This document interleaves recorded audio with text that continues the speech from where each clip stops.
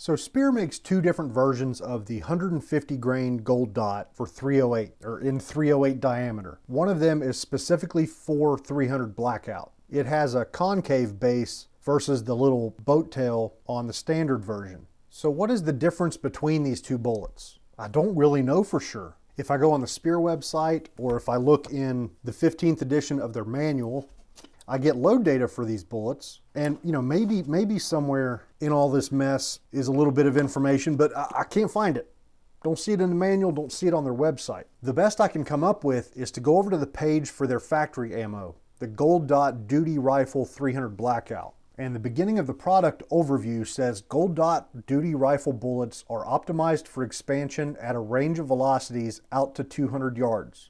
Even out of barrels as short as 10 inches. And if we look down in the specs, they list a muzzle velocity of 1900 feet per second. So if they're claiming an effective range of 200 yards, starting with a 1900 feet per second muzzle velocity, and if we go down to their ballistics graph, they show the velocity at 100 yards being 1685. So putting all the pieces together here, this bullet must have a minimum expansion velocity way down to 1500 feet per second, something like that. So my assumption is that this 300 Blackout version is softer and made for low velocity expansion. So the best way I can think to test this is to load up both versions at 300 Blackout velocities and shoot them into some ballistic gel. And I also want to load some of the 150 grain Speer hot core. It's a basic flat base 30 cal bullet with a more traditional construction than the Gold Dot line. So I think it'll be interesting to see the differences coming out of the gel block.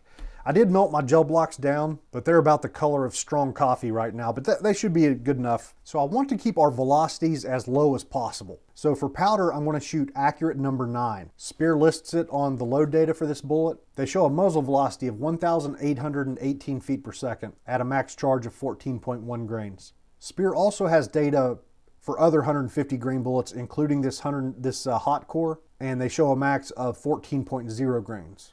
So this is our load data for today. We've got a pretty small window between our starting charge and our max charge. So I want to start at 13.1 and go up in 0.3 of a grain increments up to 14.0. For the standard Gold Dot and the hot core, I just want to load some up at 13.1 grains, our starting charge. So I'm expecting a muzzle velocity maybe around 1,700 feet per second. So that should be a good test, and it should definitely be enough to get the performance we should expect out of the Blackout version. As far as other components go, we're going to use Lake City brass that we just chopped down and formed in a recent video. And I'm going to use Federal 205 primers. That's what the Speer load data used. So I figure we'll stick with that. Their tested overall length is 2.180. And here's what that looks like. It looks like we got plenty of contact there between the neck of our brass and the bearing surface of the bullet, but I did try to stretch it out. This is what it looks like at 2.260, so full magazine length. I'm just not comfortable with that little amount of contact area, but it would fit. I checked it in my gun and it chambers without hitting the rifling, but we'll go ahead and stick with their test length of 2.180. The hot core data showed a 2.190, but I think I'm just going to stick with 2.180 for everything. That'll keep me from getting confused maybe. So I guess that's the plan. So I'm going to load up 10 rounds at each different combination, just so we've got plenty. Should have plenty for the gel, and then also enough to shoot a couple groups. So I guess our first step is to get this brass resized. It's all shined up and cleaned, but still needs all of the prep work done. I've got some Hornady case slick handy, so we'll go with that for lube.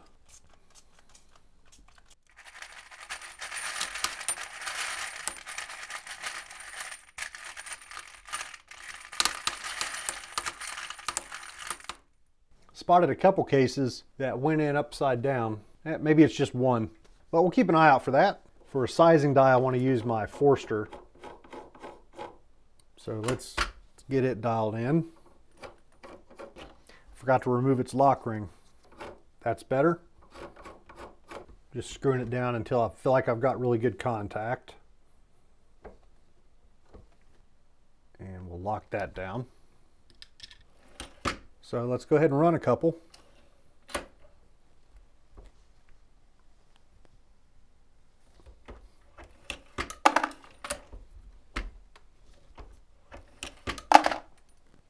Okay, let's have a look at these first two.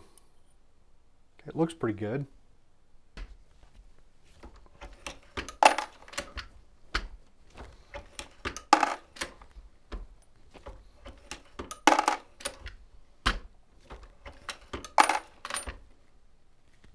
Oops. A little bit of a log jam. Not sure if that one was upside down or if it just didn't feed properly.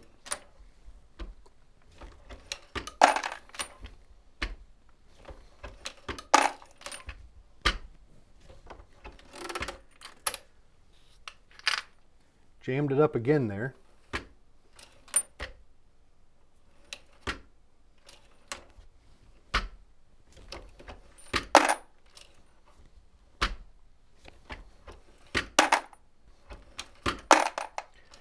So this second hand I'm bringing in is more about the awkward angle I'm using to make room for the camera than it is about, you know, the difficulty of sizing here. Just kind of wanting to get firm, consistent pressure. And that's just the easiest way to do it for me.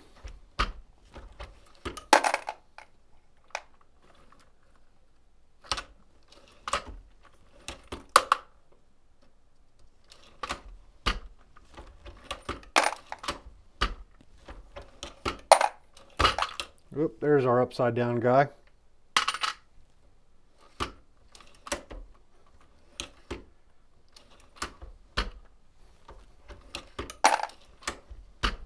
Definitely having a little bit of feeding issues here. 4 or 5 interruptions to straighten cases out as I'm going along here. I think my app press needs a little bit of jaw adjustment.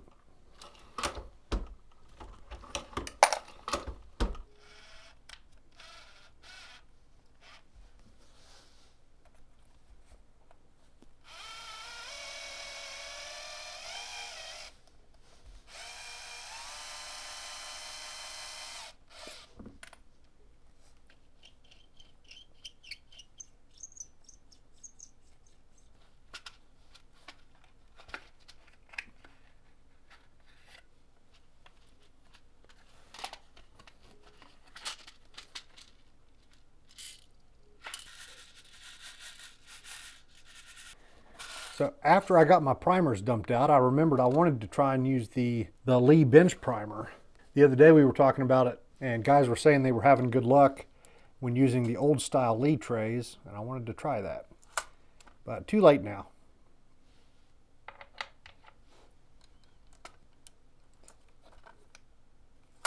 Maybe next video.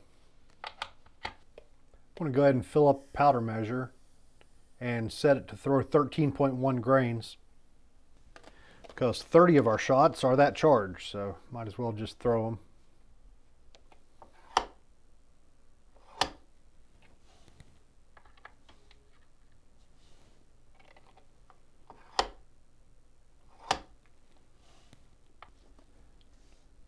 For the rest of these, I'm going to use a trickler to get them up to their final number. So I'll start with my 13.1 and then trickle up a little bit to 13.4 and 13.7 and 14.0. All right, let's get these bullets seated. I'm going to use my Lee 300 Blackout seating die. Okay, so our target overall length is 2.180. I've got some brass here that's extra for some ciders.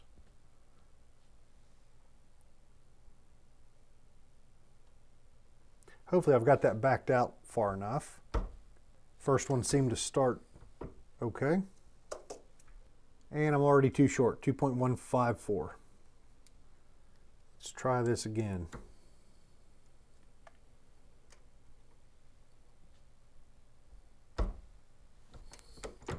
That's better. 2.213.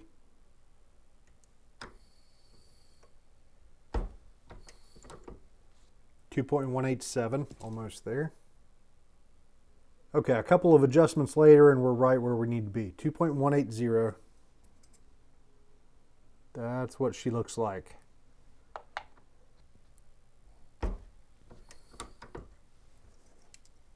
Next one comes out to 2.182. Next one's 2.184. So I better come down just a little bit. And I think we're good. A couple of them a little bit short. Longest one right where I wanted it. Close enough. Now another thing I don't have to worry about here are any compressed loads messing with our overall length. Even our max charge 14.0 is not even close to being compressed, which is another reason why I picked accurate number 9 for the test, right? I wanted the lowest velocities so we could get the most useful results from our ballistic gel, but also, especially with the other two bullets, I didn't want compressed loads to be causing us any issues. Like, you know, that additional length with the boat tail and everything on the regular Gold Dot or whatever. I think I'm actually going to use my SBR to shoot the ballistic gel shots. It's a 10.3 inch ballistic advantage barrel. So that'll bring those velocities down a little bit farther. I'll have to double check, make sure my SBR lower is put together and ready to go. It's been a while since I've used it. Okay, I'm down to the last couple of the 300 Blackout Gold Dots. Nothing unexpected's happened, and they're seating pretty smoothly. So I think there's a pretty significant difference in the ogive shape of these two bullets. So for the standard Gold Dot, I'm going to go ahead and back out my seating die a little bit just to make sure I don't seat the first one too short.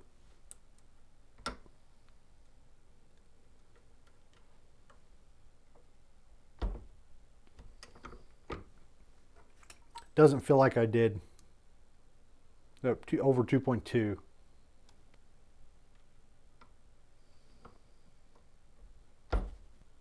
Yeah, I went a little bit short. 2.176. I had a 2.177. Close enough. We'll roll with it.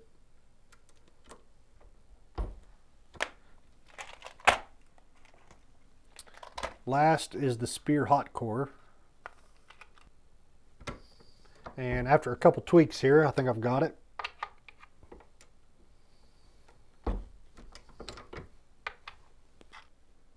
Yep, just about perfect.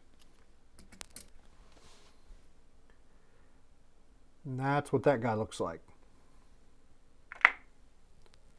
I don't think I have enough daylight left to shoot the groups tonight, but I think I've got time for the ballistic gel stuff.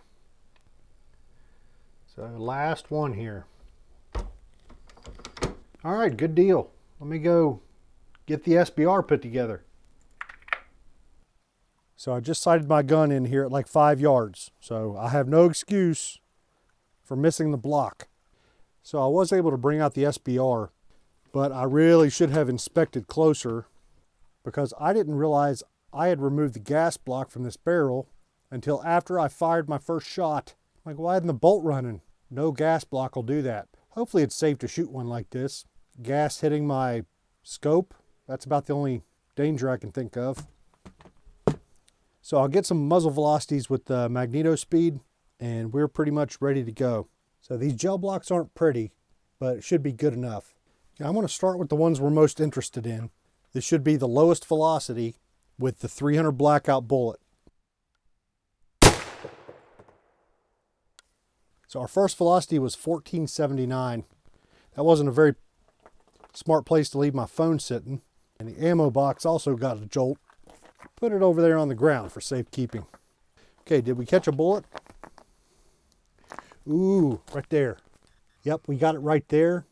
And I can already tell you that the expansion's pretty minimal. All right, let me shoot 2 more.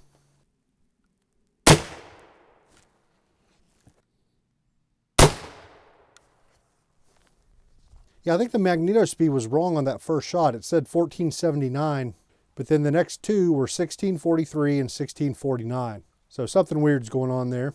We'll be verifying this later anyway. All right, next, Well, should I take these out of the block? I probably should.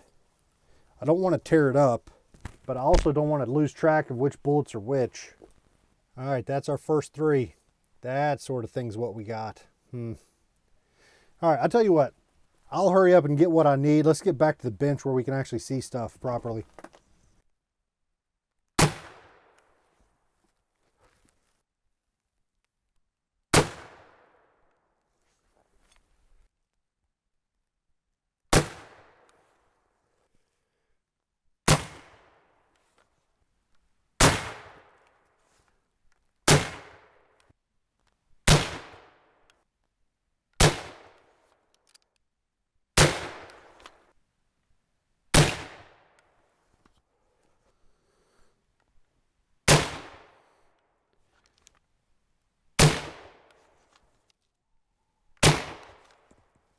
Okay, left to right, we've got the Blackout version at our lowest velocity. The next one over is the Blackout at the maximum velocity. The third one is the standard version Gold Dot. And then the last one over here is the Hot Core. We expected it, but seeing how little the standard version of the Gold Dot expanded at these velocities is still something to see, man. Something to behold. Didn't do squat. Not much of anything at all. You know, I'll get more accurate velocities tomorrow. Actually, I'll put them on the screen for you right now. But I think this was just over 1,700 feet per second. I think I had the magneto speed a little bit too low, and it got some weird readings. Like, that is pretty good expansion, right? You look at it from the front, I wonder how big it got. Yeah, I'm getting measurements as much as 0.57 inches, so 0.55. So it definitely expanded. This reminds me a little bit of what we saw in 6.5 Grendel with the Gold Dots. The 120 grain Gold Dot in 6.5 Grendel was just a little bit disappointing. We just didn't quite have the velocity to get these things to mushroom, because at high velocities they're incredible. But this is still pretty darn good. You know, and that 120 grainer that I just mentioned that was disappointing in that Grendel, I killed 2 deer with that load. So it'll get the job done, and I'm sure this would as well. Here's the lower velocity one, around 1,640 something, I think. There's the other one that was a little bit slower. So not too bad. But, you know, I've already got a 300 Blackout hunting bullet. The Barnes TAC TX. They make a 110 grain or 120 grain version. I've killed deer and hogs with that bullet.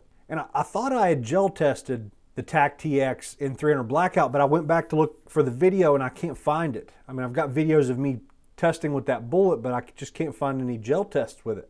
But I'm pretty sure it did a whole lot better than this. You know, plus the TAC TX is lead free for the people who need that. So that's kind of what I'm thinking right now. You know, this is interesting, but it's probably not something I'm going to use to hunt with. All right, now let's get back out to the range. We'll shoot some groups. All right, 16-inch barrel today. It's a Wilson Combat with a 1 in 7 twist. Target is at 100 yards. Using the lab radar today. Hopefully that'll give me some numbers I've got more confidence in. And I guess that's about it. I am shooting my Silencer Co. Omega 36M suppressor and just got this Armageddon Gear suppressor cover. So we'll see how that works out. This gun's currently sighted in with some much faster supers. So I'll be interested to see how much low we hit. So let's take a couple shots and see. So these are the Blackout version of the Gold Dot with 13.1 grains. So our lowest velocity. I'll shoot at the bottom right dot first. That way, if we do land a little bit low, it won't mess up our target. We can just make a quick scope adjustment. Okay, that didn't go off. Yeah, I didn't have my... It helps to put your mag all the way in.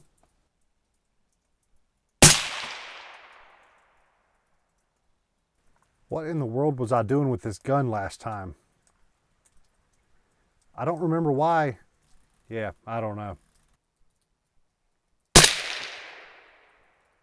Okay, a little too far. Looks like I might come left a little bit as well.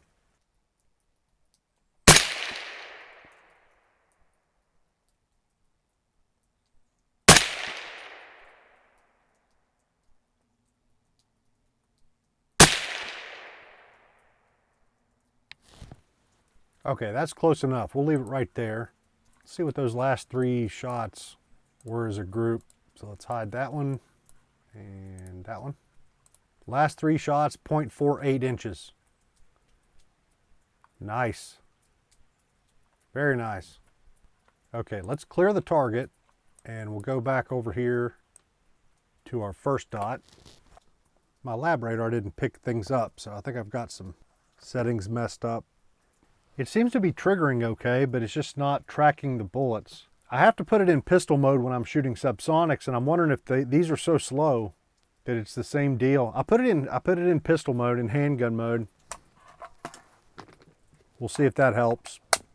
I've got a bunch of this loaded up, so here's a full magazine of 10. Let's see what happens.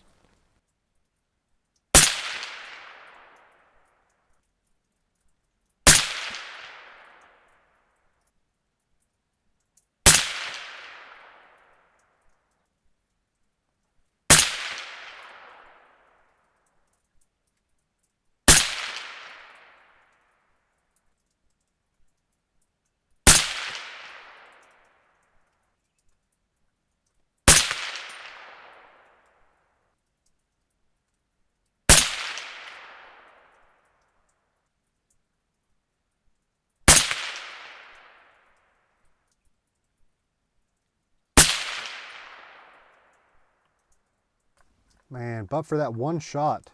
What is that guy's problem? Yeah, without that guy, the other 9 went into 0.92 inches. That is pretty impressive. I've got one more shot of that load. I'm gonna go ahead and shoot it real quick.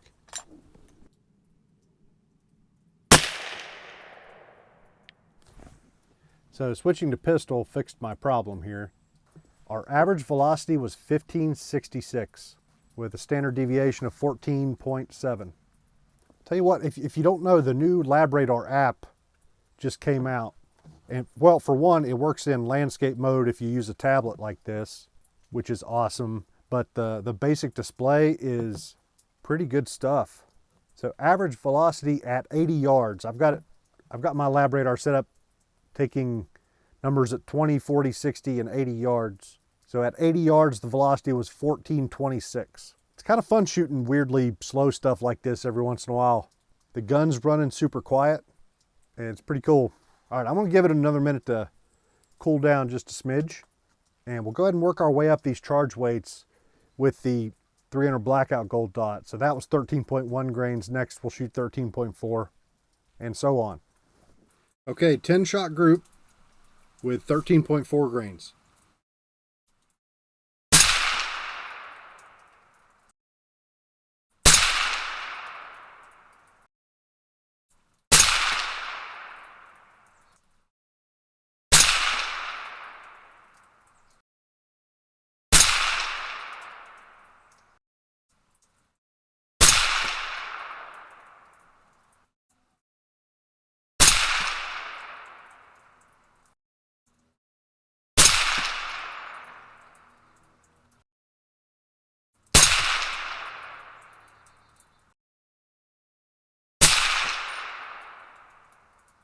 Okay, that's a little bit of a weird group right there.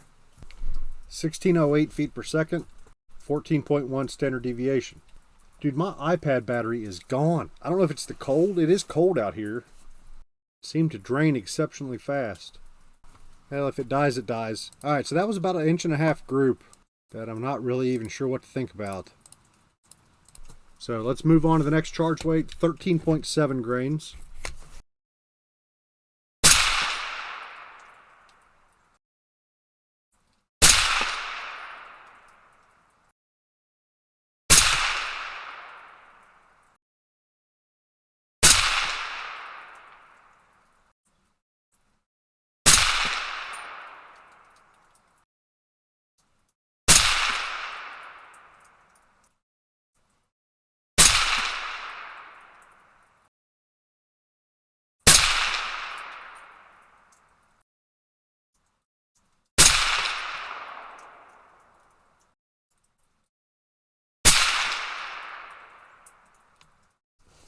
Okay, 1.6 inch group, velocity 1652, standard deviation 9.3. Hey, we've seen worse. Time for another cooldown, I think. Plus I need the charging cable for my iPad. I'm hoping this suppressor cover is going to be pretty easy to get on and off. So it's easier to take off the suppressor during cooldown.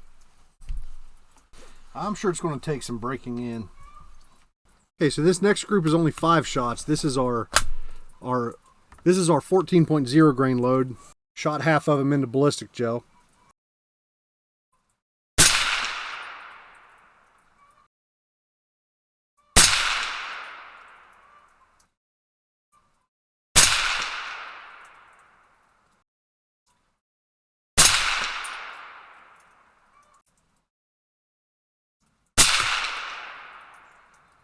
Seems to keep happening. It's like the bullet is wanting to group, but it just isn't. So 1.33 inch group. Velocity averaged exactly 1,700 feet per second. Standard deviation of 2.6. Extreme spread of 6. Okay, next is the standard version of the Gold Dot with 13.1 grains. I've got 6 of these.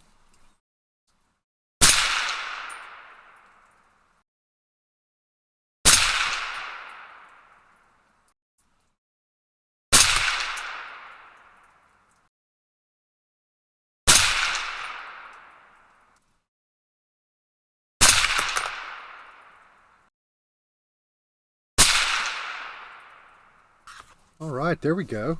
0.77 inches. Velocity was 1,600 feet per second, a little bit higher than we saw with the Blackout version of the bullet. Standard deviation 9.9. So one more group to shoot. This is 5 shots with the Speer Hot Core. Same charge, 13.1 grains of our accurate number 9.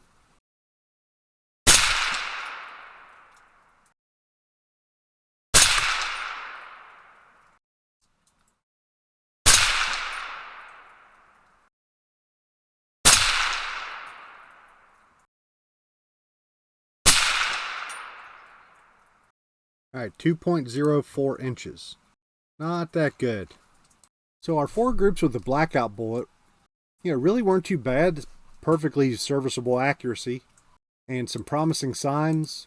It seemed like within every group, it was at least trying. I don't really know where to go with this bullet because I've got another box of them, so I could shoot those with maybe Winchester 296, H110, see just how high we could get that velocity, and have a look at what accuracy looks like in that situation. I'm just kind of underwhelmed with that expansion performance, And it makes me wonder what other application might be really good for this bullet. Like, I don't have a 30-30. I bet this would be a pretty good 30-30 bullet. Or maybe even a loaded down 308, like a youth load for 308. Not sure. Let me know what you guys think. I guess there's not really much more to talk about, so we'll just end it here. Appreciate you guys joining me, and I'll see you next time.